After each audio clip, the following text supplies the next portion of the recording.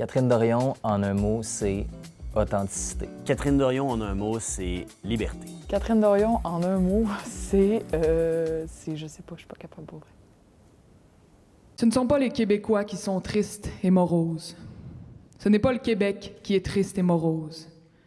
C'est notre lieu collectif. J'ai commencé à faire du slam à Montréal. J'ai habité 3-4 ans à Montréal, puis il y avait au Patrovis des soirées de slam. J'avais des amis qui en faisaient, puis je me suis dit « Ah, c'est le fun! » Puis le slam, c'était tout à coup des gens qui parlent en québécois, fait que dans la langue que je parle en ce moment, là, avec toutes ses particularités, sans vérifier dans le dictionnaire, avec des rimes qui ne se pourraient pas à l'écrit, là, tu sais. Tu fais rimer je me casse avec Pocahontas ou Mickey Mouse. Ça, c'est juste en québécois là, que tu peux faire rimer ça. Beaucoup des poèmes du quotidien, mais mélangés avec la grandeur de la poésie, tu sais, la quête de quintessence, mais avec toute la couleur et la texture de ce qui est notre vie aujourd'hui, avec nos téléphones, notre cerveau rempli, les petites gogosses, l'autobus, là. Puis ça venait vraiment me chercher. C'est la même personne en tant qu'artiste, je trouve, qu'en tant que politicienne. C'est-à-dire que c'est une fille qui a de l'instinct, puis qui cherche, c'est une genre de chercheuse de vérité. Catherine est exactement pareille en dehors de la fonction que dans la fonction. La vérité, c'est que cette fille-là, elle est d'une certaine façon dans la vie.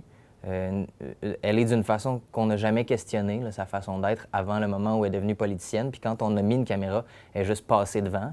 Elle est restée la même personne, mais comme on n'est pas habitué à ça, bien, il se fait tout un tollé. Elle se donne la liberté d'être d'une certaine façon, de porter certaines affaires, de dire certaines choses dans certains contextes.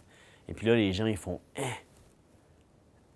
Elle se permet ça, pourquoi pas moi? » Je voudrais, dans l'idéal, ne pas être seule à essayer que ça lève, tu sais, pour qu'on soit plus fort ensemble contre tout ce qui nous écrase. Mais je veux pas rester en avant avec le spotlight. Je voudrais qu'on soit tu sais, des centaines de milliers, là, tu sais.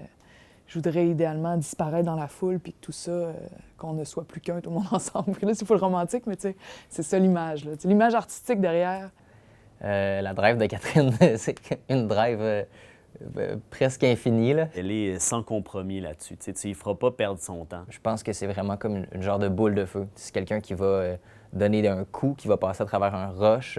Toujours en train de lutter pour ce en quoi elle croit. Elle va se lancer dans quelque chose jusqu'à temps que cette chose-là soit entendue ou soit réglée dans la mesure du possible. Dans quelle sorte de Québec est-ce que tu voudrais vivre, toi? Chérie d'amour. On est relié à nos amis, on est relié au monde de façon horizontale. Nos amis, notre famille, les gens autour de nous. Puis tout à coup, tu portes un enfant, puis tu as plein de réflexions.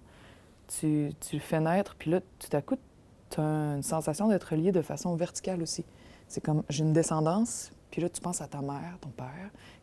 Tout ce qui devient full important que tu veux transmettre à mesure que l'enfant grandit, c'est comme des obsessions. Il faut absolument qu'elle apprenne ça, il faut que je transmette ça, c'est important.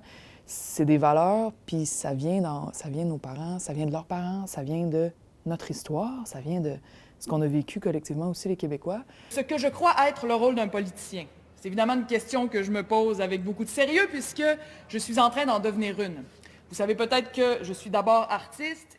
Bien, un jour, je ne serai plus députée, je passerai pas toute ma vie dans ce monde-là, puis j'ai assez hâte de retourner à l'écriture. Je pense que c'est ça que je suis en train de faire. J'étais artiste de scène, j'étais performeuse, j'étais chroniqueuse aussi, puis j'ai écrit des livres, j'ai sorti 3 livres dans les dernières années, puis qui ont bien marché, puis je me disais, OK, j'ai hâte de pouvoir aller dans le bois puis écrire d'autres livres, bien tranquille.